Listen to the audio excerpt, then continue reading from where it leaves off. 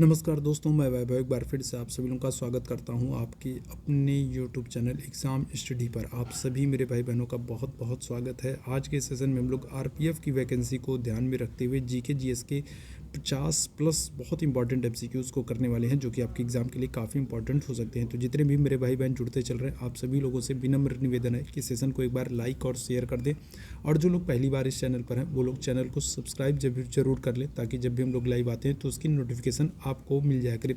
चलिए शुरू करेंगे आज की क्लास को, और पहले प्रश्न का सभी लोग आंसर करेंगे। पहला प्रश्न आपके सामने है, नागरहोल राष्ट्रीय उद्यान निम्नलिखित में से किस राज्य में स्थित है? तमिलनाडु, गोवा, अरुणाचल प्रदेश या फिर कर्नाटक? पहले प्रश्न का आप सभी लोगों को आंसर करना है। करेक्ट आंसर क्या हो जाएगा? नागरहोल राष्ट्रीय उद्यान जो है ये कर्नाटक राज्य में स्थित है। पहले प्रश्न का ऑप्शन संख्या डी यहाँ पर बिल्कुल करेक्ट हो जाएगा। कर्नाटक में अगर हम लोग बात करें तो कर्नाटक में और कौन कौन से वन्यजीव अभयारण्य आपको देखने को मिलेंगे? तो एक तो बांदीपुर है, अंसी है, भद्रा है। तो ये सब आपको कर्नाटक में देखने को मिलेंगे। इसके अलावा जो है नागरहोल राष्ट्रीय उद्यान, ये भी आपका कर्नाटक में है। कर्नाटक का लोक नृत्य अगर आपसे पूछा जाए तो कर्नाटक का लोक नृत्य क्या होगा? यक्षगान होगा। कर्नाटक में भी आपको पता है कि सबसे बड़ा हेलीकॉप्टर जो कारखाना है, सबसे बड़ा हेलीकॉप्टर कारखाना जो है वो कर्नाटक में खोला गया है। एशिया का सबसे बड़ा हेलीकॉप्टर कारखाना कहाँ पर? तो कर्नाटक में खोला गया है। इसके अलावा सबसे लंबे प्लेटफॉर्म की बात करें तो पहले क्या था? पहले गोरखपुर था, लेकिन अभी जो सबसे लंबा प्लेटफॉर्म है वो कर्नाटक में हो गया। सिद्धारूढ़ा स्वामी कर्नाटक रेलवे स्टेशन जो है ये कर्नाटक में है। हुबली कर्नाटक में है। सबसे लंबा प्लेटफॉर्म कर्नाटक में, सबसे बड़ा हेलीकॉप्टर कारखाना कर्नाटक में। कर्नाटक का लोक नृत्य क्या है? यक्षगान है। और कर्नाटक में आपको बांदीपुर, अंसी, भद्रा, नागरहोल ये सब राष्ट्रीय उद्यान देखने को मिलेंगे। कर्नाटक में अगर हम लोग बात करें तो कद्रेमुखी खान आपको देखने को मिलेगा। कद्रेमुखी खान, और ये किसके लिए? तो ये लौह अयस्क के लिए फेमस है। कद्रेमुखी खान जो है ये किसके लिए? तो ये लौह अयस्क के लिए फेमस है, ये भी याद रखिएगा। आगे बढ़ेंगे दूसरे प्रश्न की तरफ। दूसरे प्रश्न का सभी लोग आंसर करेंगे। दूसरा प्रश्न आपके सामने है, 1820 में टॉमस मुनरो ने कौन सी भू राजस्व व्यवस्था को प्रारंभ किया था? तो 1820 में टॉमस मुनरो के द्वारा कौन सी भू राजस्व व्यवस्था प्रारंभ की गई थी? जमींदारी व्यवस्था, महालवाड़ी व्यवस्था, रैयतवाड़ी व्यवस्था या फिर अस्थायी बंदोबस्त? दूसरे प्रश्न का आप सभी मेरे भाई बहन आंसर करेंगे। करेक्ट आंसर क्या हो जाएगा? तो 1820 में टॉमस मुनरो के द्वारा रैयतवाड़ी व्यवस्था को शुरू किया गया था। ऑप्शन संख्या क्या हो जाएगा? सी यहाँ पर बिल्कुल करेक्ट हो जाएगा। देखो, ये जो रैयतवाड़ी व्यवस्था है ये देश में सबसे अधिक क्षेत्र पर लागू की गई भू राजस्व व्यवस्था थी। अगर आपसे पूछा जाए सबसे अधिक क्षेत्र पर कौन सी भू राजस्व व्यवस्था, सबसे अधिक क्षेत्र पर कौन सी भू राजस्व व्यवस्था को लागू किया गया, तो वो है रैयतवाड़ी व्यवस्था। कितने प्रतिशत क्षेत्र पर? तो 51% क्षेत्र पर। और भारत में किस जगह पर? तो दक्षिण भारत में। भारत में अगर आपसे पूछा जाए किस क्षेत्र में, तो दक्षिण भारत में रैयतवाड़ी व्यवस्था को लागू किया गया था सबसे अधिक क्षेत्र पर, 51% क्षेत्र पर। शुरुआत का श्रेय किसको जाता है? टॉमस मुनरो को जाता है। कब जाएगा? तो 1820 में टॉमस मुनरो इस रैयतवाड़ी व्यवस्था की शुरुआत करते हैं। महत्वपूर्ण क्या है इस व्यवस्था में? महत्वपूर्ण यह है कि इस व्यवस्था में भूमि का मालिक जो है ना, भूमि का मालिक किसको माना गया था? तो भूमि का मालिक जो है वो कृषकों को माना गया था। ठीक है, रैयतवाड़ी व्यवस्था का महत्वपूर्ण बात क्या है कि इसमें भूमि का मालिक जो है वो किसको माना गया है? तो वो कृषकों को माना गया है। कृषकों को या फिर कहेंगे रैयतों को माना गया। ठीक है, रैयत का मतलब क्या होता है? रैयत का मतलब होता है किसान। तो कृषकों को या फिर कहेंगे रैयतों को भूमि का मालिक माना गया था। और टैक्स जमा करने का जो अधिकार है वो किसको दिया गया था? तो वो कृषकों को दिया गया था। ठीक भाई बात। ऑप्शन संख्या क्या हो जाएगा? सी यहाँ पर बिल्कुल करेक्ट हो जाएगा, रैयतवाड़ी व्यवस्था। आगे बढ़ेंगे तीसरे प्रश्न का सभी लोग आंसर करेंगे। गांधार कला शैली किससे प्रभावित थी? गांधार कला शैली कोरियाई और मंगोलियाई, फारसी और तुर्की, चीनी और जापानी या फिर यूनानी और रोमन कला? तीसरे प्रश्न का आप सभी लोगों को आंसर करना है, गांधार कला शैली। अगर आपसे पूछा जाए कि इस कला शैली का विकास किसके समय में हुआ है, गांधार कला शैली का विकास किसके समय में हुआ है, तो आप आंसर करोगे कनिष्क के समय में। ठीक है, कुषाण वंश के राजा हैं कनिष्क, और इनके समय में गांधार कला शैली का विकास होता है। गांधार कला शैली में आप यूनानी और रोमन कला का मिश्रण देखते हैं। यूनानी और रोमन कला से प्रभावित है ये गांधार कला शैली। ऑप्शन संख्या क्या हो जाएगा? डी यहाँ पर बिल्कुल करेक्ट हो जाएगा। आगे बढ़ेंगे अगले प्रश्न की तरफ। चौथे प्रश्न का सभी लोग आंसर करेंगे। यूनेस्को के द्वारा विश्व विरासत स्थल में शामिल सौर मंदिर किस राज्य में स्थित है? यूनेस्को की अगर हम लोग बात करें, यूनेस्को की स्थापना कब हो रही है? तो 1945 में हो रही है। मुख्यालय इनका क्या है? तो मुख्यालय इनका पेरिस, फ्रांस है। यूनेस्को की अगर हम लोग बात करेंगे तो मुख्यालय क्या है? तो मुख्यालय है पेरिस, फ्रांस। कौन सी नदी के किनारे है? तो सीन नदी के किनारे। पेरिस कौन सी नदी के किनारे है? सीन नदी के किनारे है। और यूनेस्को की स्थापना कब हो रही है? 1945 में हो रही है। अभी आपसे पूछा जाए कि यूनेस्को ने भारत में 41वां विश्व विरासत स्थल के रूप में किसको चुना है, तो आप आंसर करोगे शांति निकेतन को। ठीक है, किसको?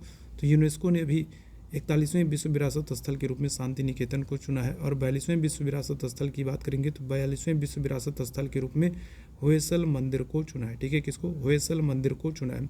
आपसे पूछा जा रहा है सूर्य मंदिर किस राज्य में है? करेक्ट आंसर हो जाएगा ऑप्शन संख्या डी। ठीक है, तमिलनाडु में सूर्य मंदिर है, जिसको कि क्या किया गया है? यूनेस्को के द्वारा विश्व विरासत स्थल में शामिल किया गया।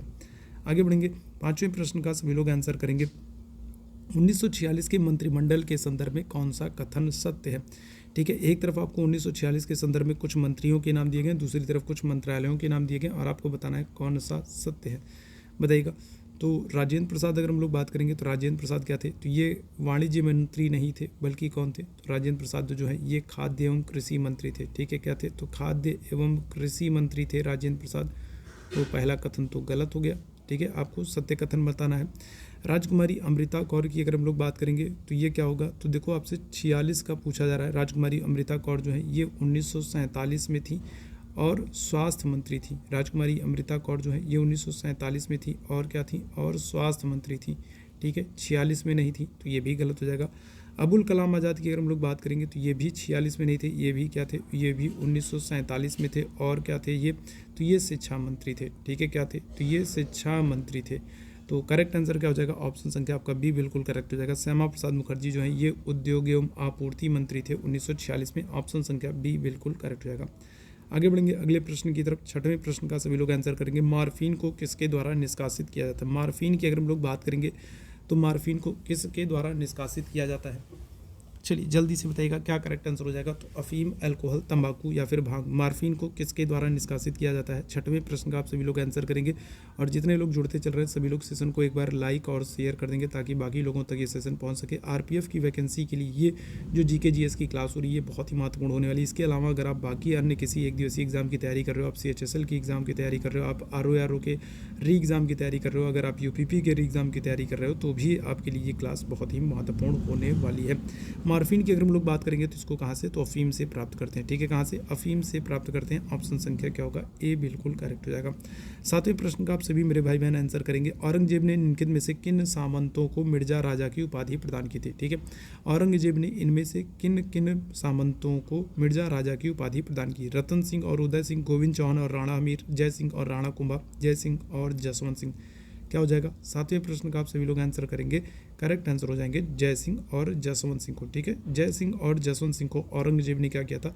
तो मिर्जा राजा की उपाधि प्रदान की थी। ऑप्शन संख्या क्या हो जाएगा? डी यहाँ पर बिल्कुल करेक्ट हो जाएगा। आगे बढ़ेंगे, 8वें प्रश्न का आप सभी लोग आंसर करेंगे। 8वां प्रश्न आपके सामने, भारतीय राष्ट्रीय कांग्रेस का उत्तर प्रदेश में पहला अधिवेशन कब होता है? अगर हम लोग बात करें किसकी? इंडियन नेशनल कांग्रेस की बात करें तो इंडियन नेशनल कांग्रेस की स्थापना कब हो रही है? 1885 में हो रही है। स्थापना कौन कर रहे हैं? तो स्थापना कर रहे हैं ए.ओ. ह्यूम। ठीक है, इनके द्वारा स्थापना की जाएगी इंडियन नेशनल कांग्रेस की, भारतीय राष्ट्रीय कांग्रेस की। पहला अधिवेशन अगर आपसे पूछा जाए पहला अधिवेशन कब होगा तो 1885 में पहला अधिवेशन होता है। कहाँ पर? मुंबई में होगा। ठीक है, कहाँ पर होगा? तो मुंबई में जो पहला अधिवेशन है ये मुंबई में होता है। और इसकी अध्यक्षता कौन करते हैं? इसकी अध्यक्षता करेंगे डब्ल्यू.सी. बनर्जी। डब्ल्यू.सी. बनर्जी इस पहले अधिवेशन की अध्यक्षता करेंगे और पहले अधिवेशन में कुल 72 प्रतिनिधि शामिल होते हैं। लेकिन आपसे क्या पूछ रहा है? आपसे पूछ रहा है उत्तर प्रदेश में पहला अधिवेशन कब हुआ? तो उत्तर प्रदेश में जो पहला अधिवेशन हो रहा है ये कब होगा? तो ये होगा 1888 में। कहाँ पर हो रहा है? तो उत्तर प्रदेश में कांग्रेस का पहला अधिवेशन 1888 में इलाहाबाद में होगा, इलाहाबाद अधिवेशन। और इसकी अध्यक्षता कौन करते हैं? इसकी अध्यक्षता करते हैं जॉर्ज यूले, जो कि कांग्रेस के पहले अंग्रेज अध्यक्ष हैं। उत्तर प्रदेश में कांग्रेस का पहला अधिवेशन 1888 में होगा, इलाहाबाद में होगा, इलाहाबाद अधिवेशन। और इस अधिवेशन की अध्यक्षता जॉर्ज यूले कर रहे हैं, जो कि कांग्रेस के पहले अंग्रेज अध्यक्ष हैं। ऑप्शन संख्या डी यहाँ पर बिल्कुल करेक्ट हो जाएगा। 9वें प्रश्न की बात करेंगे। 9वें प्रश्न का आंसर करेंगे शाहजहां के द्वारा किसकी स्थापना नहीं कराई गई थी? यहाँ पर आपको 4 भवनों के नाम दिए गए हैं और आपको बताना है कि किसका निर्माण शाहजहां के द्वारा नहीं कराया गया। हुमायूं का मकबरा, दिल्ली जामा मस्जिद, दिल्ली शाहजहानाबाद, दिल्ली लाल किला। तो कौन सा भवन है जिसकी स्थापना या फिर कहे जिसका निर्माण शाहजहां के द्वारा नहीं कराया गया? तो देखो, शाहजहां ने दिल्ली जामा मस्जिद का निर्माण कराया, दिल्ली में शाहजहानाबाद का निर्माण भी शाहजहां ने कराया, दिल्ली जामा मस्जिद का निर्माण शाहजहां ने कराया, शाहजहानाबाद का निर्माण शाहजहां ने कराया और लाल किले का निर्माण ये भी शाहजहां ने कराया। यहाँ पर हुमायूं का जो मकबरा है, ये हुमायूं का मकबरा है, ये कहाँ पर है, तो ये दिल्ली में है और इसको शाहजहाँ के द्वारा नहीं बनवाया गया। इसको किसके द्वारा बनवाया गया है, तो इसको हुमायूं की पत्नी हमीदा बानो बेगम के द्वारा बनाया गया। ठीक है, किसने, तो हुमायूं की पत्नी है हमीदा बानो बेगम, जो कि अकबर की माँ भी हैं, और इनके द्वारा क्या किया गया है, हुमायूं के मकबरे का निर्माण कराया गया। कहाँ पर, दिल्ली में। तो ऑप्शन संख्या क्या हो जाएगा, ए यहाँ पर बिल्कुल करेक्ट हो जाएगा। चलिए 10वें प्रश्न का सभी लोग आंसर करेंगे। 10वां प्रश्न आपके सामने है, कौन सा बंदरगाह गुजरात राज्य में स्थित है, बताइएगा। दिए गए विकल्पों में से कौन सा एक बंदरगाह है जो गुजरात में स्थित है, तो ये आप लोगों को बताना है, बताइएगा क्या होगा। तो अगर देखो हल्दिया की बात करेंगे तो हल्दिया कहाँ पर है, तो ये वेस्ट बंगाल में है, पश्चिम बंगाल में आपका हल्दिया बंदरगाह है। अगर हम लोग पारादीप की बात करेंगे, पारादीप कहाँ पर है, तो पारादीप आपका उड़ीसा में है। ठीक है, कहाँ पर है, उड़ीसा में पारादीप है। कन्नूर की अगर हम लोग बात करेंगे तो कहाँ पर है, तो तमिलनाडु में कन्नूर है। करेक्ट आंसर क्या हो जाएगा, भावनगर। भावनगर जो है ये आपका कहाँ पर है, तो ये गुजरात में। ठीक है, कहाँ पर है, तो भावनगर जो है ये आपका गुजरात में है। ऑप्शन संख्या सी बिल्कुल करेक्ट हो जाएगा। 11वें प्रश्न का सभी लोग आंसर करेंगे, मेरियाना गर्त स्थित है। मेरियाना गर्त की अगर हम लोग बात करें तो देखिए, ये जो मेरियाना गर्त है ये विश्व की सबसे गहरी गर्त है। मेरियाना गर्त विश्व की सबसे गहरी गर्त है। विश्व की सबसे गहरी गर्त मेरियाना गर्त है, और ये कहाँ पर स्थित है, दक्षिणी अटलांटिक महासागर, हिंद महासागर, उत्तरी अटलांटिक महासागर या फिर प्रशांत महासागर। मेरियाना गर्त कहाँ पर स्थित है, करेक्ट आंसर क्या हो जाएगा, तो ये स्थित है प्रशांत महासागर में। ठीक है, मेरियाना गर्त कहाँ पर स्थित है, प्रशांत महासागर में स्थित है, और ये विश्व की सबसे गहरी गर्त है, और फिर सबसे गहरी है तो फिर आपके लिए महत्वपूर्ण हो जाएगी। आगे बढ़ेंगे, 12वें प्रश्न का सभी लोग आंसर करेंगे। आंध्र भोज की उपाधि किसने धारण की थी, कौन सा राजा है जिसने आंध्र भोज की उपाधि धारण की, कृष्ण देवराय, देवराय प्रथम, देवराय द्वितीय या फिर अच्युत देवराय। 12वें प्रश्न का आप सभी लोग आंसर करेंगे, और जितने लोग बाद में जुड़ते चल रहे हैं सभी लोग सेशन को एक बार लाइक और शेयर कर दीजिए। हम लोग लगभग 70+ MCQs करेंगे। ठीक है, कितने करेंगे, तो लगभग 70+ MCQs हम लोग करने वाले हैं, और यहाँ से आपके RPF के एग्जाम में बहुत सारे महत्वपूर्ण प्रश्न आपको देखने को मिलेंगे। साथ ही साथ अभी UPP का री एग्ज़ाम होने वाला है, आपको RO का री एग्ज़ाम होने वाला है। इसके अलावा अगर हम लोग बात करेंगे तो CHSL के एग्ज़ाम होने वाले हैं, तो यहाँ पर भी GK GS से बहुत सारे प्रश्न बनते हैं, और उसके लिए ये सेशन बहुत ही इंपॉर्टेंट होने वाला है। तो आंध्र भोज की उपाधि किसने धारण की है, तो करेक्ट आंसर कौन हो जाएंगे, कृष्णदेव राय हो जाएंगे। कृष्णदेव राय जो है ये विजयनगर के राजा हैं, और कौन से वंश के राजा हैं, तो तुल्लु वंश के राजा हैं। ठीक है, कौन से, तो तुल्लु वंश के राजा हैं कृष्णदेव राय, विजयनगर के तुल्लु वंश के राजा हैं। इनकी एक पुस्तक है, पुस्तक का नाम क्या है, अमुक्त माल्यद। ठीक है, इनकी एक पुस्तक है, पुस्तक का नाम क्या है, अमुक्त माल्यद। कृष्णदेव राय का जो समय है ये तेलुगु साहित्य का स्वर्ण युग माना जाता है। ठीक है, क्या करते हैं, तो तेलुगु साहित्य का स्वर्ण युग माना जाता है। तेलुगु साहित्य का स्वर्ण युग माना जाता है किसके समय को, तेलुगु साहित्य का स्वर्ण युग माना जाता है कृष्णदेव राय के समय को।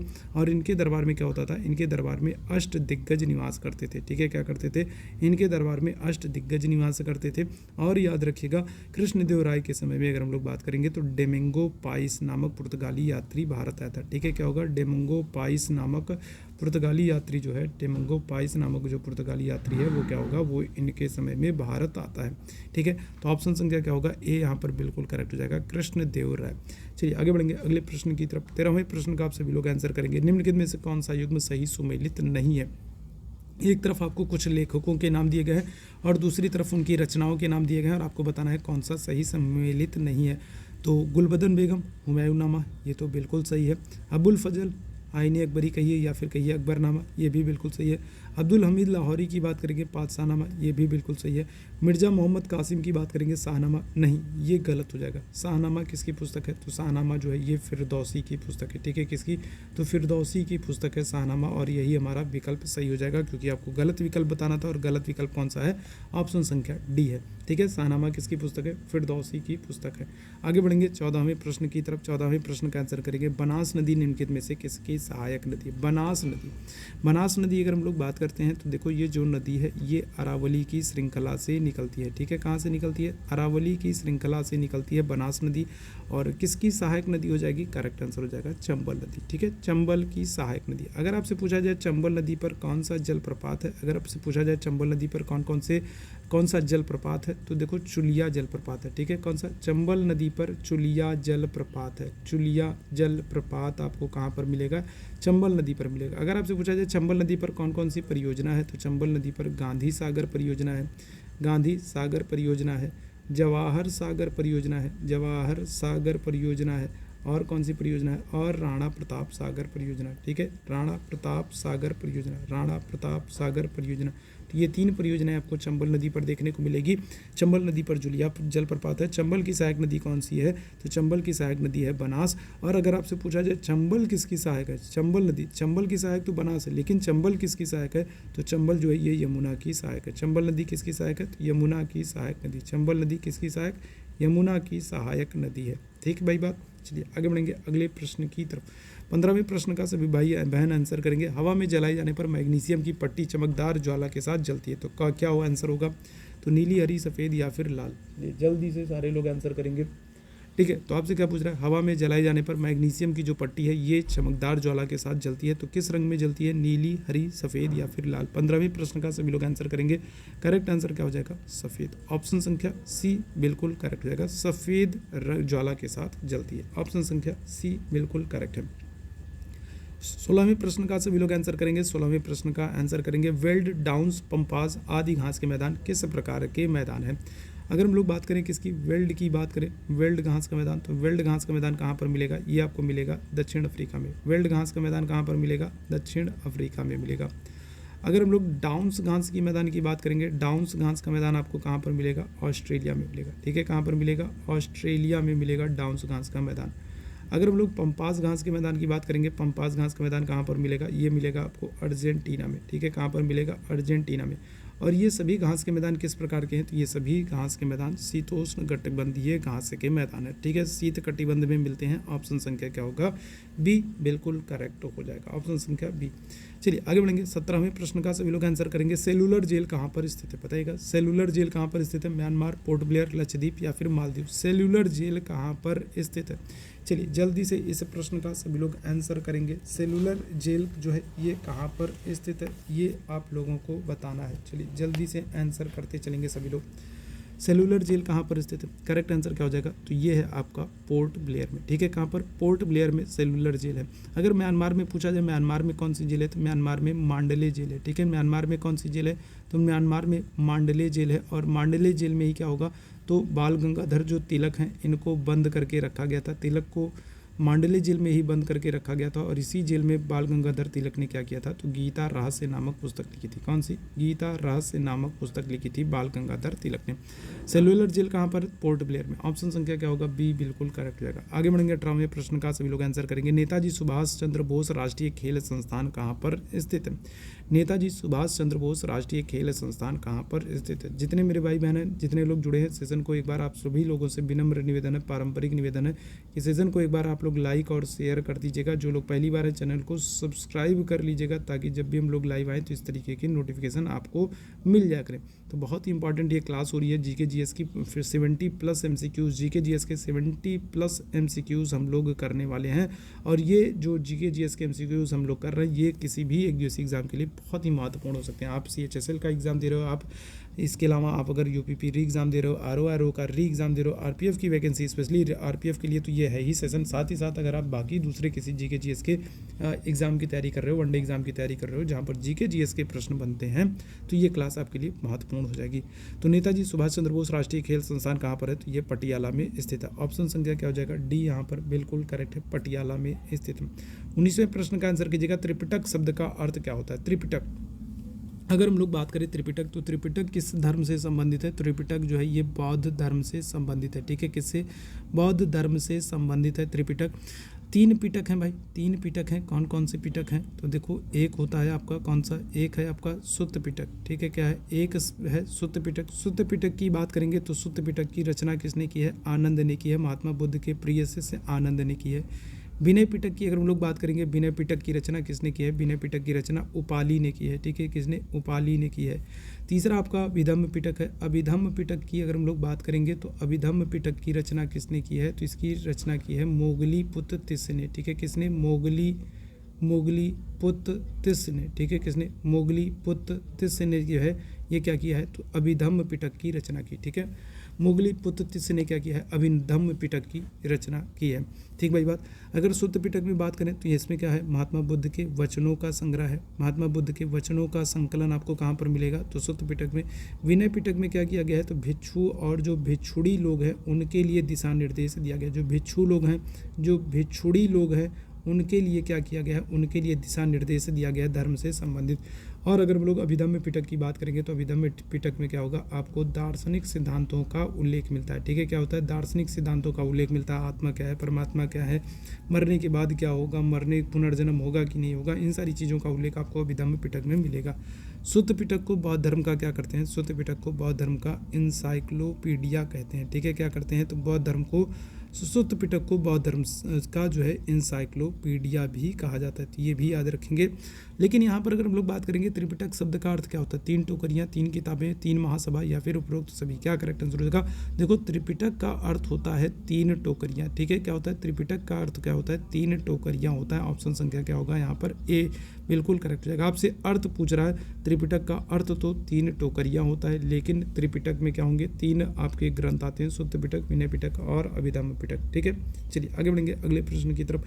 20वें प्रश्न का सभी लोग आंसर करेंगे। किस संगीतकार का संबंध असम राज्य से, बताइएगा किस संगीतकार का संबंध असम राज्य से, भूपेन हजारिका, अनुराधा पौडवाल, हरिहरन या फिर हरि प्रसाद, क्या हो जाएगा। 20वें प्रश्न की बात करेंगे।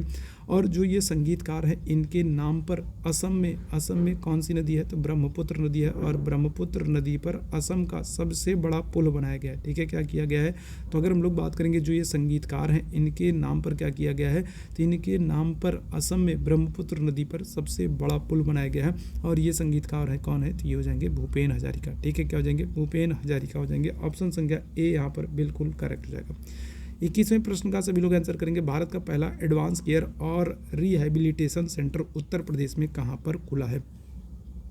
चलिए जल्दी से सारे लोग आंसर करेंगे। तो भारत का देखिए पहला है तो बहुत ही महत्वपूर्ण हो जाएगा। भारत का पहला एडवांस केयर और रिहेबिलिटेशन सेंटर उत्तर प्रदेश में कहाँ खुला है। एएमयू ट्रामा सेंटर, प्रयागराज विश्वविद्यालय trauma centre, BHU trauma centre या फिर कानपुर विश्वविद्यालय ट्रामा सेंटर, क्या हो जाएगा। 21वें प्रश्न का सभी लोग आंसर करेंगे। करेक्ट आंसर हो जाएगा बीएचयू ट्रामा सेंटर। ठीक है, क्या हो जाएगा, तो बीएचयू ट्रामा सेंटर हो जाएगा। ऑप्शन संख्या क्या होगा, सी यहाँ पर बिल्कुल करेक्ट हो जाएगा। ठीक है, बीएचयू ट्रामा सेंटर हो जाएगा। आगे बढ़ेंगे 22वें प्रश्न की तरफ। 22वें प्रश्न का सभी लोग आंसर करेंगे। पंचायती राज प्रशिक्षण संस्थान उत्तर प्रदेश में निम्नलिखित में से किस जिले में स्थित है। चलिए जल्दी से सारे लोग आंसर करेंगे। तो पंचायती राज प्रशिक्षण संस्थान आपसे पूछा जा रहा है और ये कहाँ पर स्थित है। चलिए जल्दी से सारे लोग आंसर करेंगे। तो पंचायती राज प्रशिक्षण संस्थान की बात करेंगे तो ये लखनऊ में स्थित है। ऑप्शन संख्या क्या हो जाएगा, ऑप्शन संख्या सी यहाँ पर बिल्कुल करेक्ट हो जाएगा। अगर हम लोग बात करें 24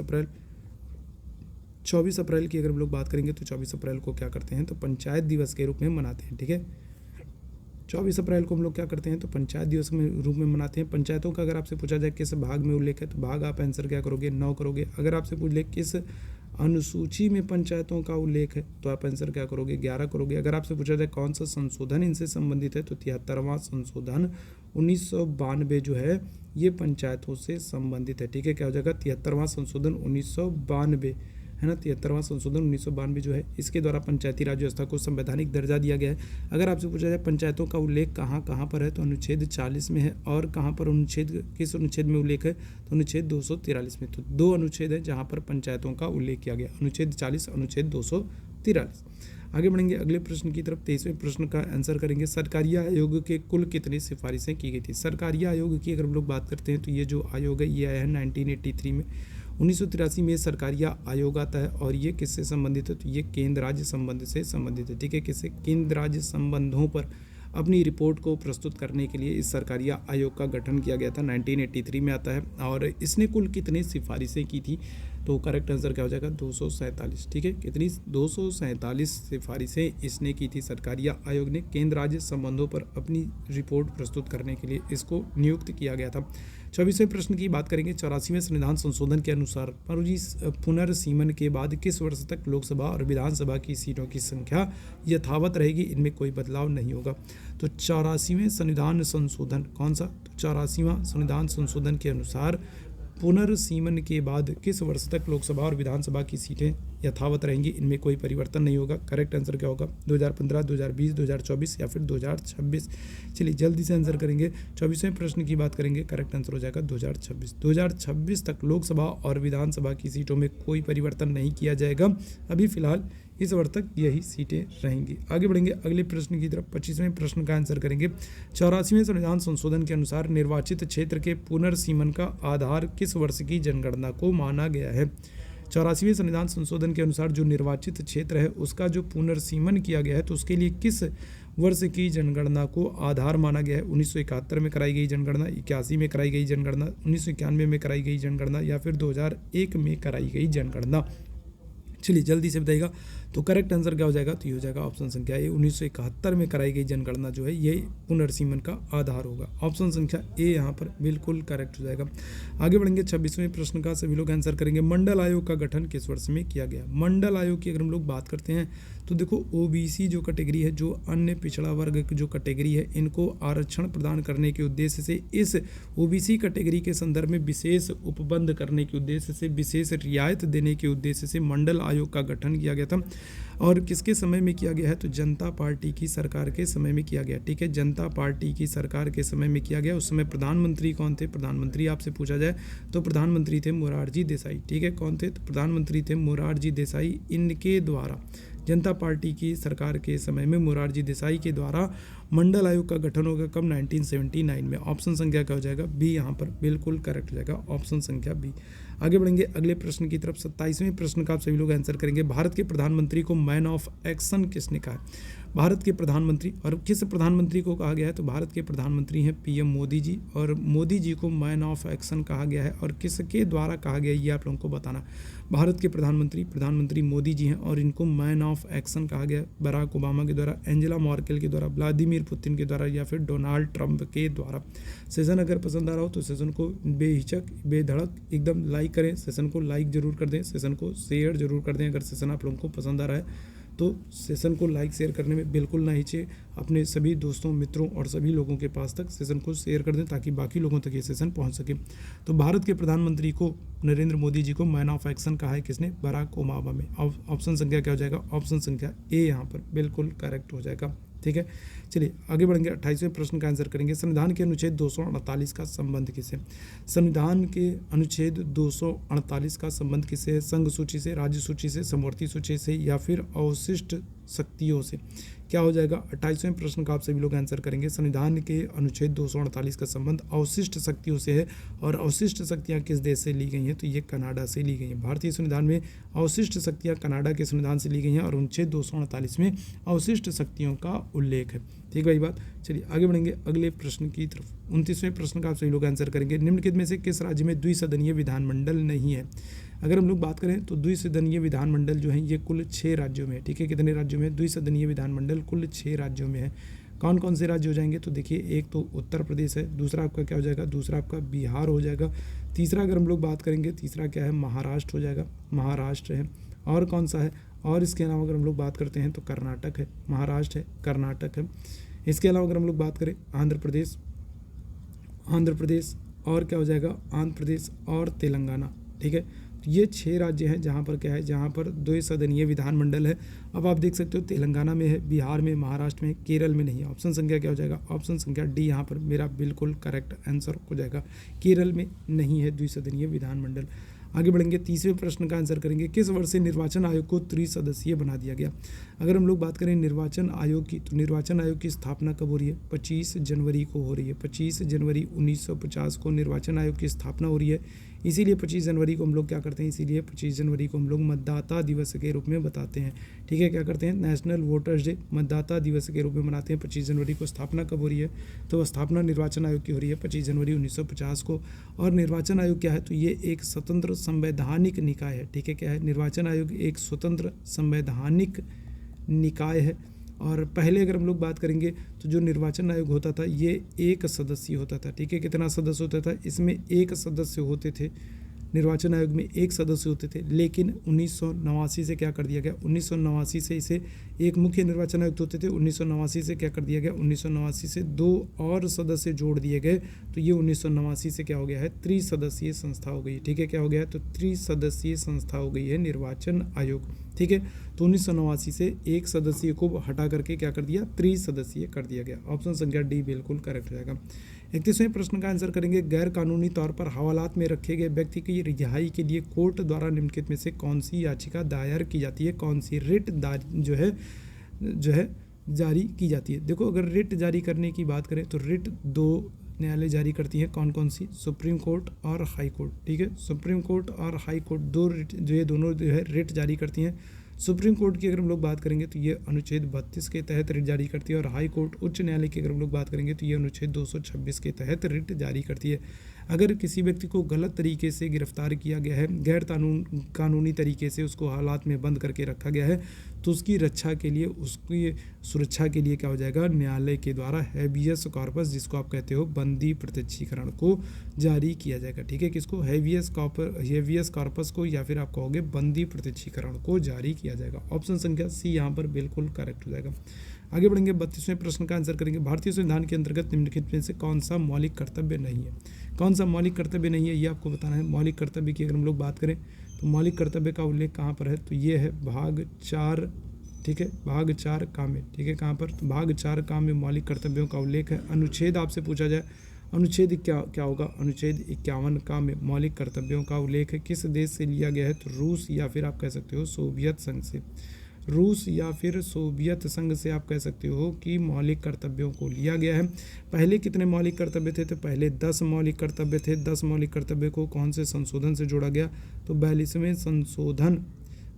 संशोधन 1976 के द्वारा क्या किया गया है, 10 मौलिक कर्तव्यों को जोड़ा गया। कौन सी समिति की सिफारिश पर, सरदार स्वर्ण सिंह समिति की सिफारिश पर। कौन सी, सरदार स्वर्ण सिंह समिति की सिफारिश पर 10 मौलिक कर्तव्यों को 42वें संशोधन 1976 के द्वारा जोड़ा गया है। और 11वां जो मौलिक कर्तव्य है, इसको 86वें संशोधन 2002 के द्वारा जोड़ा गया। ठीक है, कौन सा, तो 86वें संशोधन 2002 के द्वारा 11वें मौलिक कर्तव्य को जोड़ा गया है। अब बात करें कौन सा मौलिक कर्तव्य नहीं है, तो यहाँ पर लोक चुनाव में मतदान करना, ये मौलिक कर्तव्य नहीं है। ऑप्शन संख्या ए यहाँ पर बिल्कुल करेक्ट हो जाएगा।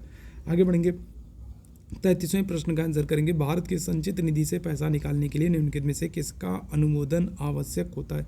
सबसे पहले अगर आपसे पूछा जाए कि संचित निधि किस अनुच्छेद में है, तो संचित निधि का उल्लेख कहाँ पर किया गया है, संचित निधि का उल्लेख है अनुच्छेद 266 में। ठीक है, कहाँ पर, 266 में।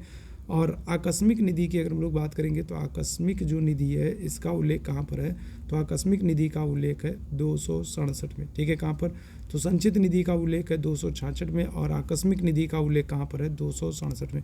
अब बात करें कि भारत के संचित निधि से पैसा निकालने के लिए निम्नलिखित में से किसका अनुमोदन अनिवार्य है, तो करेक्ट आंसर हो जाएगा भारत के संसद का।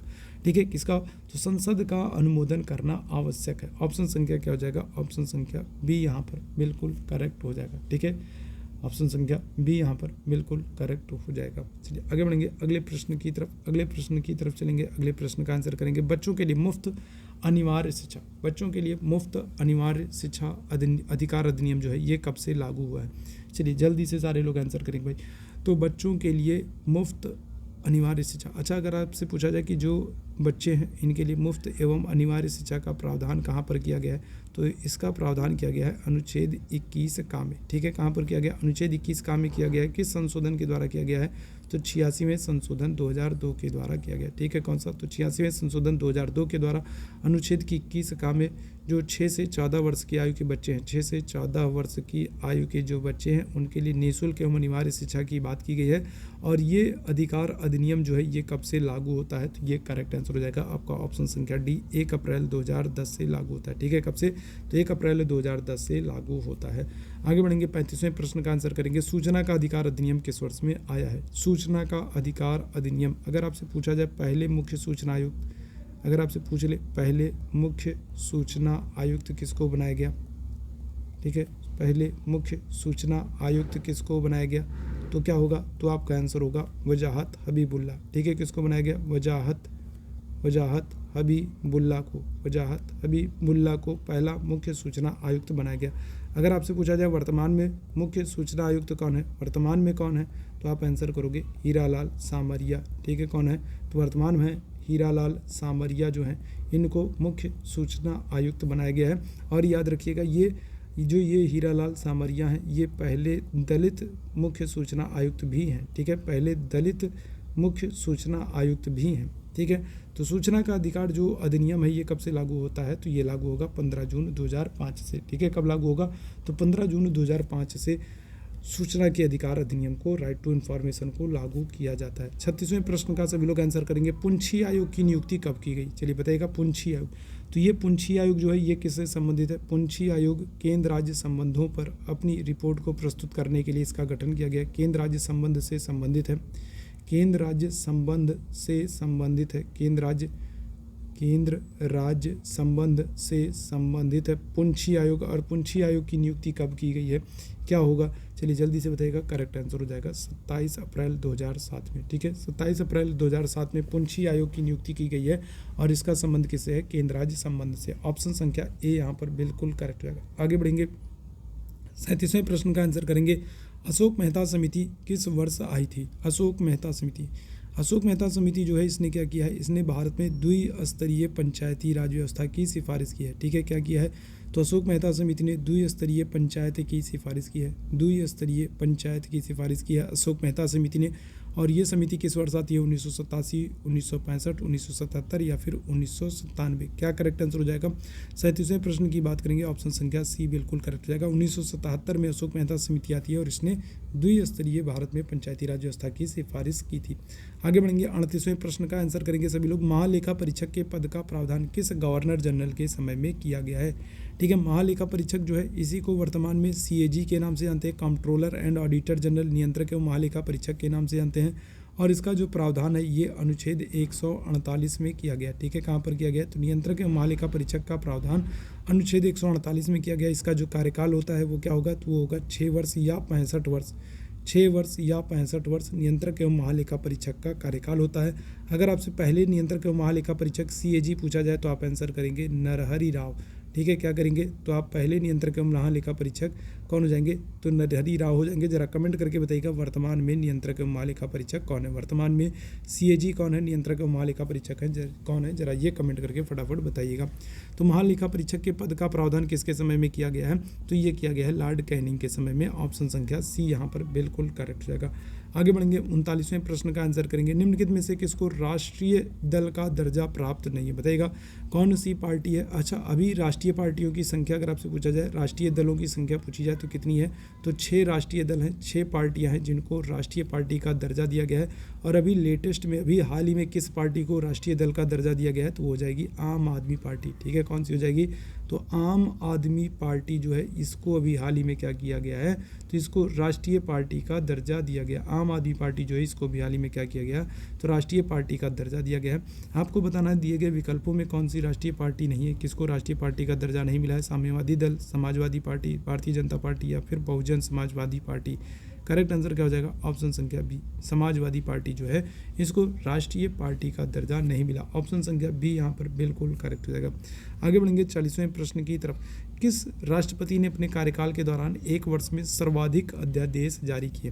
देखो, अध्यादेश की अगर हम लोग बात करते हैं तो अध्यादेश कौन जारी करता है, देखो अध्यादेश 2 लोग जारी करते हैं। ठीक है, कौन कौन जारी करते हैं, एक जारी करता है राष्ट्रपति और दूसरा कौन जारी करता है, दूसरा जारी करता है राज्यपाल। 2 लोग अध्यादेश को जारी करते हैं। ठीक है, क्या होगा, 2 लोग अध्यादेश को जारी करते हैं। ठीक है, अगर हम लोग बात करेंगे अध्यादेश कितने लोग, 2 लोग जारी करते हैं, राष्ट्रपति और राज्यपाल। राष्ट्रपति की अगर हम लोग बात करेंगे तो राष्ट्रपति किस अनुच्छेद से 123 से अध्यादेश जारी करता है, और राज्यपाल की अगर हम लोग बात करेंगे तो राज्यपाल क्या होगा, अनुच्छेद 213 से अध्यादेश जारी करता है।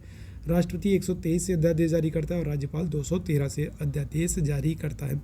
कौन से राष्ट्रपति हैं जिन्होंने 1 वर्ष में सर्वाधिक अध्यादेश 29 अध्यादेशों को जारी किया है, ये कौन हो जाएंगे, तो ये हो जाएंगे फ़खरुद्दीन अली अहमद हो जाएंगे। ठीक है, कौन हो जाएंगे, फ़खरुद्दीन अली अहमद हो जाएंगे। इनका समय क्या है, तो इनका समय है 1974 से लेकर के 1977, 1974 से लेकर के 1977 तक का फ़खरुद्दीन अली अहमद का समय है। और इनकी मृत्यु क्या होगी, तो फ़खरुद्दीन अली अहमद की मृत्यु इनके कार्यकाल में ही हो जाती है। ठीक है, भारत के 2 राष्ट्रपति हैं जिनकी मृत्यु क्या होती है, जिनकी मृत्यु उनके कार्यकाल में होती है। एक तो फ़खरुद्दीन अली अहमद है, दूसरे जाकिर हुसैन है।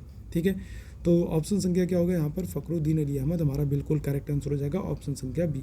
आगे बढ़ेंगे, 41वें प्रश्न का सभी लोग आंसर करेंगे। अनुच्छेद 356 राष्ट्रपति शासन निम्नलिखित में से किस राज्य में सबसे पहले लगा था। तो अनुच्छेद 356 के तहत राष्ट्रपति शासन है, राष्ट्रपति शासन का उल्लेख है, राज्यपाल की सिफारिश पर लगता है। सबसे पहले किस राज्य में लगा है, करेक्ट आंसर क्या हो जाएगा, ऑप्शन संख्या डी, पंजाब में 1951 में सबसे पहली बार लगा। ठीक है, 1951 में पंजाब में सबसे पहली बार राष्ट्रपति शासन को लगाया गया। अगर आपसे पूछा जाए सबसे ज़्यादा बार कब लगा है, सबसे ज़्यादा बार कहाँ पर लगा है, सबसे ज़्यादा बार मैक्सिमम टाइम राष्ट्रपति शासन किस राज्य में लगा है, तो ये आंसर हो जाएगा यूपी। कितनी बार, तो यूपी में 10 बार अभी तक राष्ट्रपति शासन लग चुका है। कितनी बार, 10 बार। जरा कमेंट करके बताओ यूपी में पहली बार राष्ट्रपति शासन कब लगा, यूपी में पहली बार राष्ट्रपति शासन कब लगा है, जरा ये मुझे कमेंट करके बताइएगा। 42वें प्रश्न की तरफ चलते हैं। अंडमान निकोबार द्वीप समूह निम्नलिखित में से किस उच्च न्यायालय के अंतर्गत आता है। ठीक है, तो ये हमारा क्या हो जाएगा, ये हमारा भारत हो जाएगा। ठीक है, ये हमारा क्या हो जाएगा, ये हमारा भारत है। ठीक है, और अगर हम लोग बात करेंगे अंडमान निकोबार द्वीप समूह जो है आपका यहाँ पर है, और अंडमान निकोबार द्वीप समूह को क्या कर दिया गया है, तो इसको पश्चिम बंगाल हाई कोर्ट से जोड़ दिया गया। ठीक है, कौन सा, कोलकाता हाई कोर्ट उच्च न्यायालय से जोड़ दिया गया है। ऑप्शन संख्या क्या हो जाएगा यहाँ पर, सी बिल्कुल करेक्ट हो जाएगा, कोलकाता उच्च न्यायालय हाई कोर्ट। केरल उच्च न्यायालय से अगर हम लोग बात करेंगे तो किसको जोड़ा गया है, केरल उच्च न्यायालय से लक्षद्वीप को जोड़ा गया। ठीक है, लक्षद्वीप इधर है और लक्षद्वीप को क्या कर दिया गया, तो यहाँ पर केरल है, केरल उच्च न्यायालय से लक्षद्वीप को जोड़ दिया गया है। ठीक है, चलो आगे बढ़ेंगे अगले प्रश्न की तरफ। 43वें प्रश्न का आंसर करेंगे। भारतीय संविधान के निम्नलिखित में से किस अनुच्छेद में भारत की नागरिकता के संदर्भ में उल्लेख है। नागरिकता आपसे पूछ रहा है, सिटीजनशिप पूछ रहा है। ठीक है, नागरिकता पूछ रहा है। नागरिकता की अगर हम लोग बात करते हैं तो नागरिकता जो है, देखो ये कहाँ पर है, ये भाग 2 में है। ठीक है, कहाँ पर है, भाग 2 में है। यूके या फिर कहो ग्रेट ब्रिटेन या फिर आप कहो इंग्लैंड के संविधान से लिया गया है। ठीक है, क्या किया गया, या फिर कह सकते हो आप इंग्लैंड के संविधान से लिया गया। नागरिकता अगर हम लोग बात करेंगे भाग 2 में है, यूके, ग्रेट ब्रिटेन या फिर इंग्लैंड के संविधान से लिया गया है। किस भाग में उल्लेख है, तो करेक्ट आंसर हो जाएगा किस अनुच्छेद में, 5 से 11 के बीच में नागरिकता का उल्लेख है। और एकल नागरिकता, भारत में नागरिकता का स्वरूप क्या है, एकल नागरिकता, ऑप्शन संख्या बी बिल्कुल करेक्ट हो जाएगा। 44वें प्रश्न की तरफ चलेंगे। पंचायती राज सम्मिलित है, बताइएगा पंचायती राज व्यवस्था जो है ये किस सूची का विषय है। पंचायती राज व्यवस्था की बात करेंगे, चलिए जल्दी से मेरे भाई बहन जल्दी से आंसर करेंगे। तो पंचायती राज व्यवस्था की अगर हम लोग बात करेंगे तो पंचायती राज व्यवस्था किस सूची का विषय हो जाएगा, क्या हो जाएगा, करेक्ट आंसर हो जाएगा आपका राज्य सूची का विषय। पंचायत किसका, राज्य सूची का विषय है। ऑप्शन संख्या क्या हो जाएगा, ऑप्शन संख्या बी यहाँ पर बिल्कुल करेक्ट हो जाएगा। 45वें प्रश्न का सभी लोग आंसर करेंगे। संविधान में 73वां संशोधन अधिनियम किस निर्गत हुआ है। 73वां संशोधन जो हुआ है इसका संबंध किससे, बताइएगा। इस प्रश्न का आंसर मैंने आज के ही सेशन में दिया है, आपको बताना है 73वां संशोधन जो है इसका संबंध किससे है। ठीक है, अनुच्छेद 38 से, 40 से, 44 से या फिर 52 से। तो देखो 73वां संशोधन की अगर हम लोग बात करेंगे, 73वें संशोधन में पंचायतों का उल्लेख है। ठीक है, किसका, ग्राम पंचायतों का उल्लेख है। और ग्राम पंचायतों का उल्लेख किस अनुच्छेद में है, तो ये हो जाएगा अनुच्छेद 40 में। नीति निर्देशक तत्व में अनुच्छेद 40 में पंचायतों के गठन की बात की गई है और पंचायतों से संबंधित है 73वां संशोधन। ऑप्शन संख्या क्या हो जाएगा, बी यहाँ पर बिल्कुल करेक्ट हो जाएगा। 38 में अगर हम लोग बात करेंगे तो 38 में क्या है, लोक कल्याणकारी राज्य की स्थापना है। 44 में समान नागरिक संहिता है और 52 में अगर हम लोग बात करेंगे तो राष्ट्रपति के पद का उल्लेख है। आगे बढ़ेंगे, मैं 46वें प्रश्न का आंसर करेंगे। संसद द्वारा पारित वित्त विधेयक राष्ट्रपति को भेजे जाने पर उसके पास क्या विकल्प होता है। मान लीजिए संसद के 2 सदन है, लोकसभा है और राज्यसभा है। ठीक है, क्या है, लोकसभा है और राज्यसभा है। और इन दोनों सदनों से क्या होता है, इन दोनों सदनों से वित्त विधेयक को पास कर दिया गया और पास करके कहाँ पर, राष्ट्रपति के पास भेज दिया गया। तो अब राष्ट्रपति के पास क्या विकल्प होता है, राष्ट्रपति इस विधेयक को, वित्त विधेयक को पुनर्विचार के लिए भेज सकता है, हस्ताक्षर कर सकता है, वीटो पावर लगा सकता है या फिर संसदीय समिति को भेज सकता है। क्या हो जाएगा, 46वें प्रश्न की बात करेंगे तो देखो धन विधेयक या वित्त विधेयक है तो राष्ट्रपति क्या करेगा, तो राष्ट्रपति उस पर हस्ताक्षर ही करेगा। ठीक है, क्या करेगा, हस्ताक्षर ही करेगा, उसको पुनर्विचार के लिए नहीं लौटा सकता, उस पर वीटो पावर नहीं लगा सकता, उसको संसदीय समिति को नहीं भेज सकता है, हस्ताक्षर ही करेगा। अगर क्या है, अगर वो धन विधेयक या वित्त विधेयक है, अगर साधारण विधेयक है तब तो पुनर्विचार के लिए लौटा सकता है, पास भी कर सकता है, संसदीय समिति को भी भेज सकता है, वीटो पावर भी लगा सकता है, कुछ भी कर सकता है अगर साधारण विधेयक है तो। लेकिन अगर धन विधेयक और वित्त विधेयक है तो पास करना पड़ेगा। आगे बढ़ेंगे 47वें प्रश्न की तरफ। राज्यसभा में किसी मुद्दे पर सरकार की हार हो जाने पर क्या परिणाम होता है। मान लीजिए कोई विधेयक है, ये लोकसभा में प्रस्तुत हुआ और लोकसभा से पास हो गया। कोई विधेयक है, लोकसभा में पहुंचा, लोकसभा में पास हो गया। पास होने के बाद मान लो राज्यसभा में भेजा गया। अब पास होने के बाद कहाँ जाएगा, राज्यसभा में जाता है। राज्यसभा में जब ये विधेयक जाता है तो यहाँ पर क्या होगा, ये विधेयक पास नहीं होता। तो अगर राज्यसभा में ये विधेयक पास नहीं होता है तो क्या होगा, सरकार को त्यागपत्र देना पड़ेगा, नया चुनाव कराना पड़ेगा, संयुक्त अधिवेशन बुलाना पड़ेगा, या फिर कुछ नहीं होगा। क्या होगा, तो अगर राज्यसभा में सरकार के द्वारा प्रस्तुत कोई विधेयक पास नहीं होता है, सरकार का कोई विधेयक पास नहीं होता है तो क्या होता है, तो कुछ नहीं होगा। कोई बात नहीं भाई, कुछ नहीं होगा, है ना। अगर मान लीजिए यहाँ से पास हो गया, यहाँ नहीं पास हुआ तो क्या होगा, कुछ नहीं होगा, बस इतना ही होगा, कानून नहीं बन पाएगा उस पर, और क्या। और ऐसा कुछ नहीं होगा कि सरकार को त्यागपत्र देना पड़े, या नया चुनाव कराना पड़े, या संयुक्त अधिवेशन बुलाना पड़े। अगर यहाँ से पास नहीं हुआ है, ठीक है, अगर यहाँ पर क्या होगा, अगर यहाँ पर हम लोग बात करें कि यहाँ पर पास नहीं हुआ है तब संयुक्त अधिवेशन नहीं बुलाया जाएगा। अगर संयुक्त अधिवेशन कब बुलाया जाता है, संयुक्त अधिवेशन तब बुलाया जाता है जैसे यहाँ से पास हो गया हो और यहाँ पर वो विधेयक बहुत दिन से लंबित पड़ा हो, राज्यसभा उसको पास नहीं कर रही हो, अपने पास रोक करके रखी हो, तब संयुक्त अधिवेशन बुलाया जाएगा। लेकिन राज्यसभा ने अगर स्वीकार कर दिया है, उसको रिजेक्ट कर दिया है, तब संयुक्त अधिवेशन नहीं बुलाया जाएगा। ठीक है, चलो आगे बढ़ेंगे अगले प्रश्न की तरफ। 48वें प्रश्न का आंसर करेंगे। निम्नलिखित में से किसको हटाने का अधिकार संसद को नहीं है। बताइएगा कौन सा पदाधिकारी है जिसको हटाने का अधिकार संसद को प्राप्त नहीं होता है। उपराष्ट्रपति, मुख्य निर्वाचन आयुक्त, नियंत्रक एवं महालेखा परीक्षक, या फिर महान्यायवादी। 48वें प्रश्न का आंसर करेंगे। किसको हटाने का अधिकार संसद को नहीं होता है। करेक्ट आंसर क्या हो जाएगा, महान्यायवादी हो जाएगा। महान्यायवादी का प्रावधान किस अनुच्छेद में है, तो अनुच्छेद 76 में इसका प्रावधान है। और महान्यायवादी का कार्यकाल क्या होता है, राष्ट्रपति के प्रसाद पर्यंत होता है। ठीक है, क्या होता है, राष्ट्रपति के प्रसाद पर्यंत महान्यायवादी का कार्यकाल होता है। और इसको हटाने का अधिकार जो है संसद को नहीं दिया गया, क्योंकि प्रसाद पर्यंत है। राष्ट्रपति जब चाहेंगे तब इसे त्यागपत्र मांग लेंगे और इसको त्यागपत्र देना पड़ेगा। महान्यायवादी का कार्यकाल प्रसाद पर्यंत होता है। अनुच्छेद 76 के तहत महान्यायवादी का प्रावधान किया गया है। 49वें प्रश्न का आंसर करेंगे। भारतीय संविधान में समानता का अधिकार 5 अनुच्छेदों में दिया गया है। कौन से वो 5 अनुच्छेद हैं। समानता का जो अधिकार है वो 5 अनुच्छेदों के द्वारा प्रदान किया गया है। तो वो 5 अनुच्छेद कौन है, 13 से 17 है, 14 से 18 है, 15 से 19 है, या फिर 16 से 20 है। ठीक है, तो मूल अधिकारों की अगर हम लोग बात करेंगे तो मूल अधिकारों में आपका ये समानता का अधिकार आता है। और जो समानता का अधिकार है ये आपका 14 से लेकर के 18 तक है। ऑप्शन संख्या क्या होगा मेरे भाई, ऑप्शन संख्या बी यहाँ पर बिल्कुल करेक्ट हो जाएगा। आगे बढ़ेंगे अगले प्रश्न की तरफ।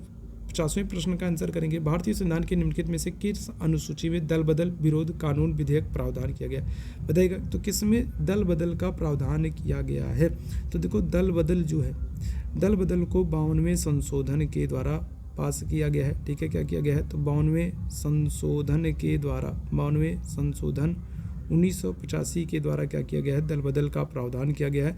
और ठीक है, कहाँ पर किया गया है, तो यहाँ पर 10वीं अनुसूची में किया गया। ठीक है, कहाँ पर, 10वीं अनुसूची में। 10वीं अनुसूची में 52वें संशोधन 1985 के द्वारा दल बदल का प्रावधान किया गया। ऑप्शन संख्या क्या होगा, बी यहाँ पर बिल्कुल करेक्ट हो जाएगा। आगे बढ़ेंगे 51वें प्रश्न का आप सभी लोग आंसर करेंगे। राज्यसभा की गणपूर्ति के लिए कुल सदस्य संख्या कितनी होनी चाहिए। राज्यसभा में गणपूर्ति के लिए कुल सदस्य संख्या कितनी होनी चाहिए। 1/2, 1/10, 1/6 या फिर 1/3। राज्यसभा की बैठक को करने के लिए तो गणपूर्ति के लिए कम से कम, राज्यसभा की अगर बैठक करना है तो कम से कम कितने सदस्य होने चाहिए तभी बैठक हो सकती है। करेक्ट आंसर क्या हो जाएगा, ऑप्शन संख्या बी हो जाएगा 1/10।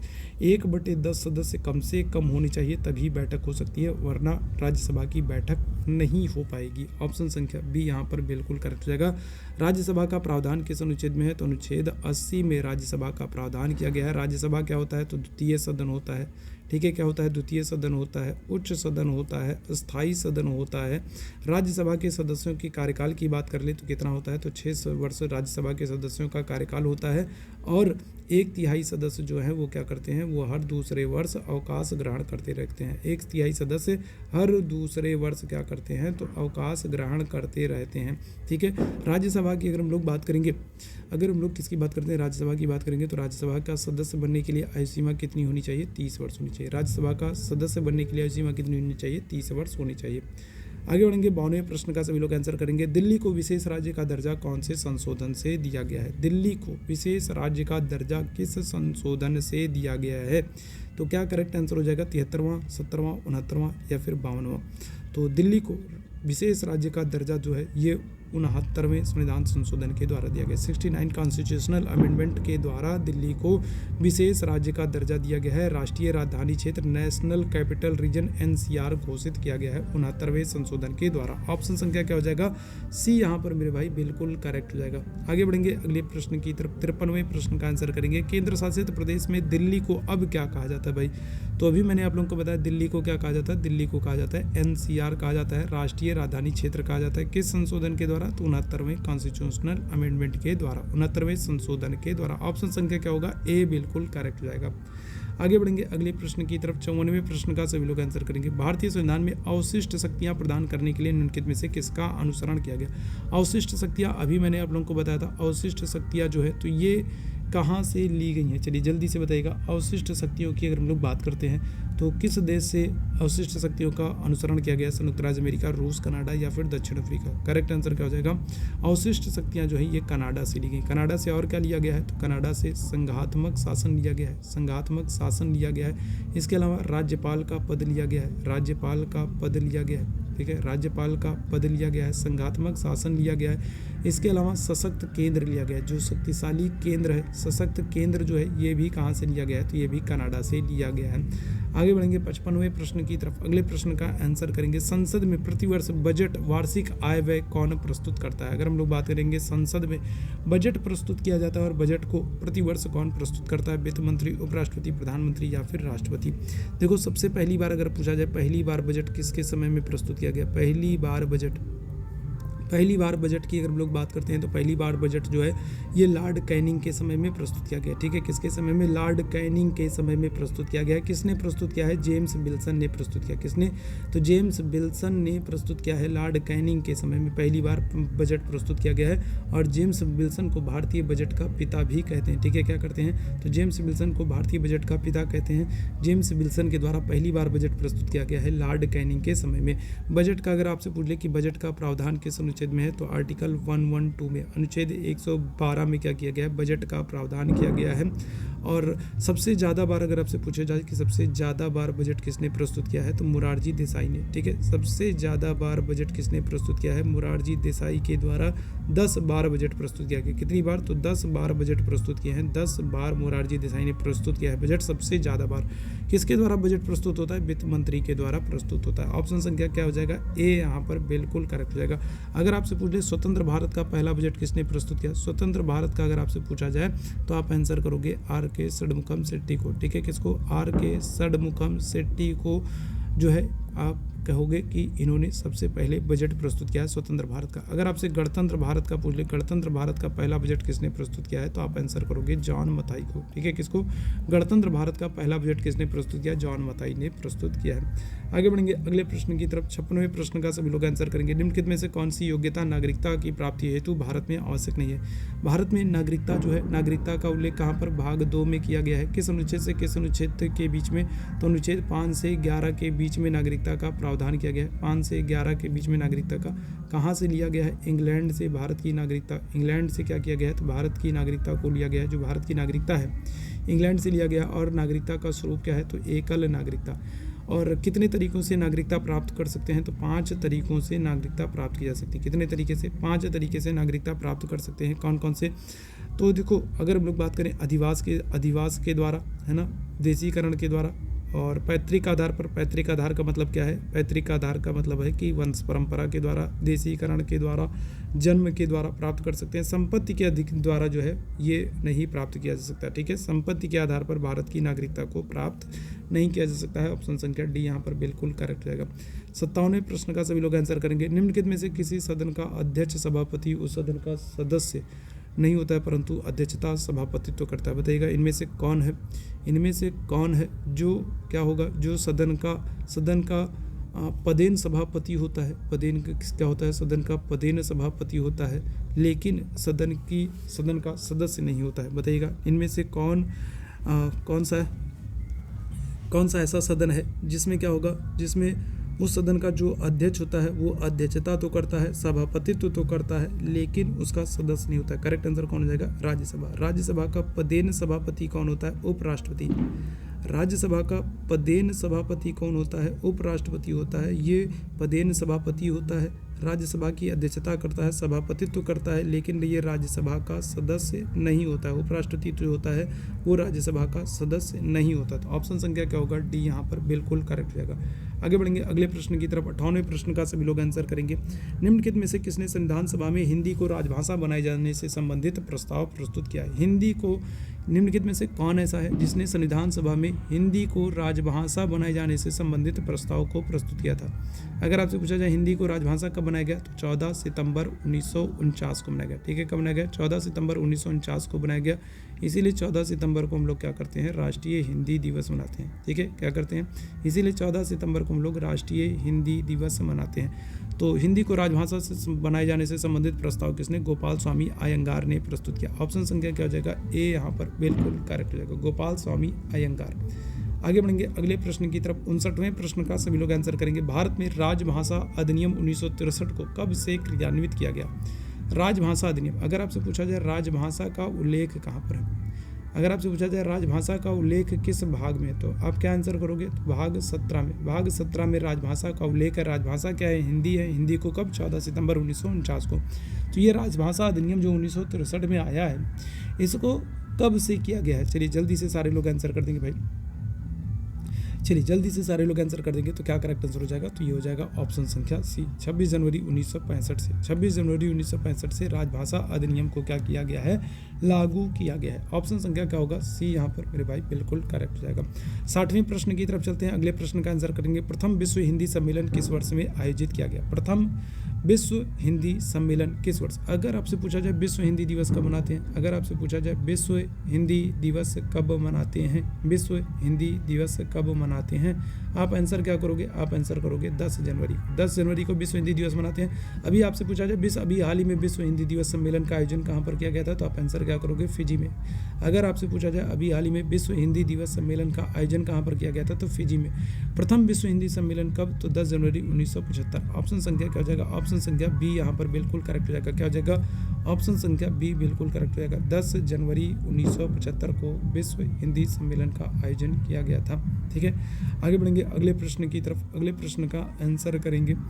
61वें प्रश्न का, भारत में राजभाषा आयोग के गठन का अधिकार संविधान में किसे प्रदान किया गया? इनमें से कौन है जो राजभाषा आयोग का गठन कर सकता है? राजभाषा आयोग, राजभाषा आयोग की अगर हम लोग बात करेंगे तो राजभाषा आयोग का उल्लेख किस अनुच्छेद में है? अनुच्छेद 344 में। राजभाषा आयोग की अगर हम लोग बात करेंगे तो राजभाषा आयोग का उल्लेख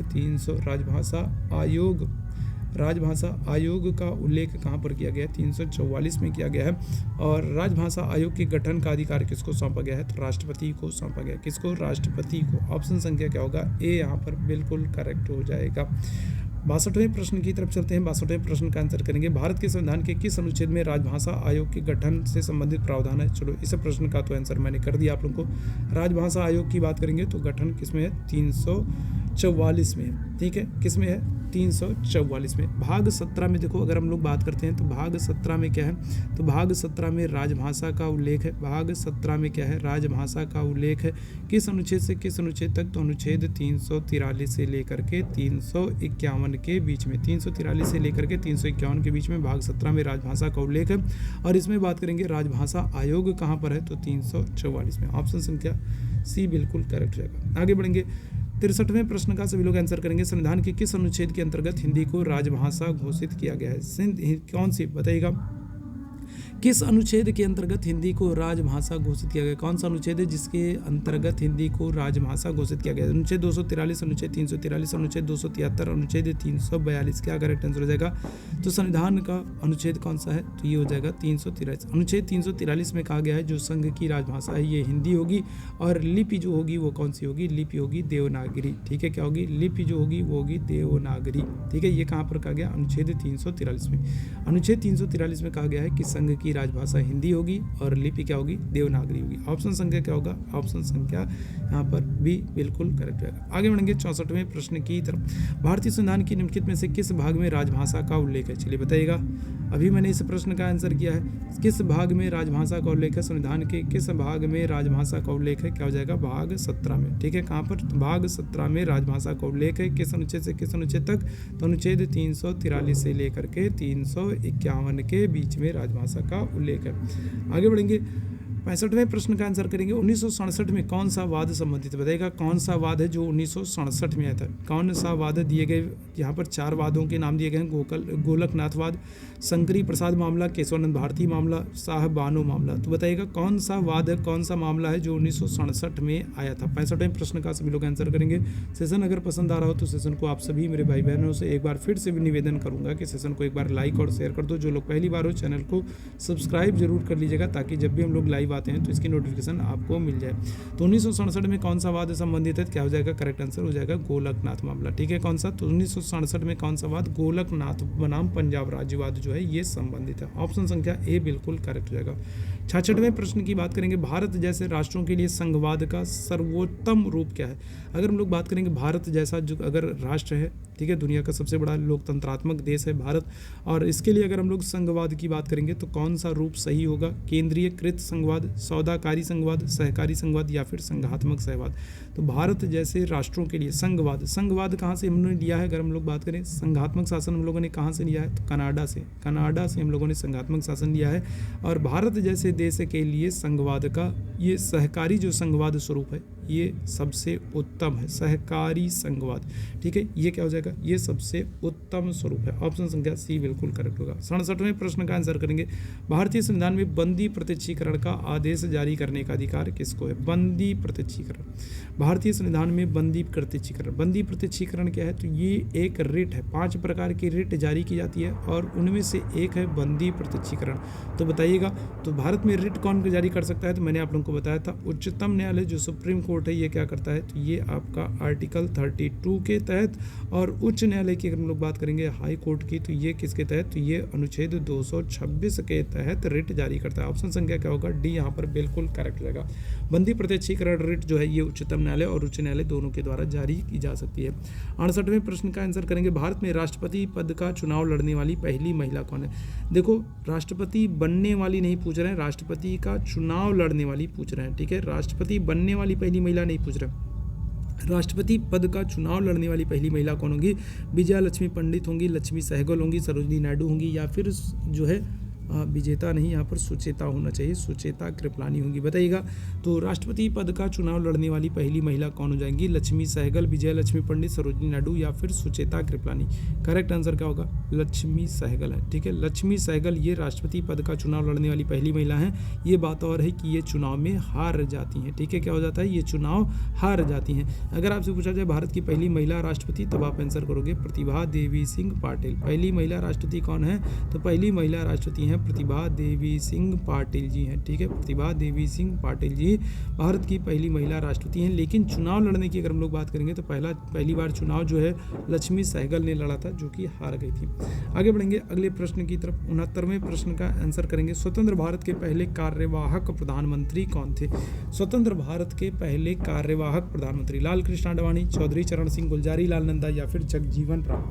चलो जल्दी से सारे लोग आंसर करेंगे। स्वतंत्र भारत की अगर हम लोग बात कर रहे हैं, स्वतंत्र भारत के पहले कार्यवाहक प्रधानमंत्री कौन होंगे, तो ये हो जाएंगे गुलजारी लाल नंदा हो जाएंगे। अगर आपसे उप प्रधानमंत्री पूछा जाए, स्वतंत्र भारत के पहले उप प्रधानमंत्री पूछा जाए, तो उप प्रधानमंत्री आप आंसर करोगे सरदार पटेल को। ठीक है, किसको आंसर करोगे, तो आप आंसर करोगे सरदार पटेल को। सरदार पटेल जो है ये स्वतंत्र भारत के पहले उप प्रधानमंत्री थे।